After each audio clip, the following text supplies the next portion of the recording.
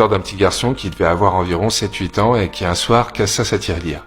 Le lendemain, en rentrant de l'école, il s'arrêta à la pharmacie pour demander si par hasard il pourrait se procurer un miracle. La pharmacienne, totalement déconcertée, lui demanda un peu plus d'explications et lui commença à raconter que sa petite sœur était malade, très malade, et que son papa expliquait que seul un miracle pourrait la sauver.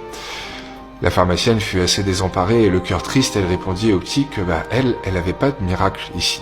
Seulement, un monsieur avait été témoin de la scène. Il était juste derrière l'enfant et il lui demanda « Mais de quel genre de miracle elle a besoin, ta petite sœur ?» Et alors l'enfant, qui pleurait à chaudes larmes, lui répondit « Je sais pas, je sais juste qu'elle a une douleur dans la tête qui ne cesse de grossir et le médecin dit qu'elle a besoin d'une opération, seulement papa et maman, ils ont pas de quoi payer. C'est pour ça qu'ils pensent que seul un miracle pourra la sauver.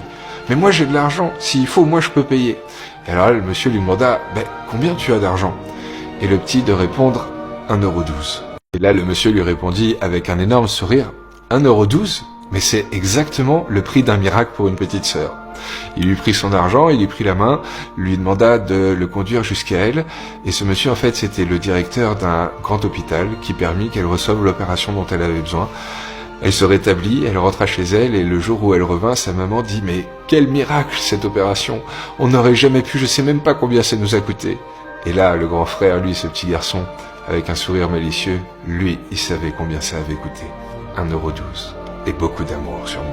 De sa part à lui et de la part de ce fameux inconnu. Oui, est-ce que aimer, c'est pas au final offrir à l'autre ce qu'il ne peut s'offrir lui-même? Des fois, on a du mal à le dire à ceux qu'on aime, mais peut-être qu'au moins, si on arrive à leur témoigner comme ça, ce sera déjà ça.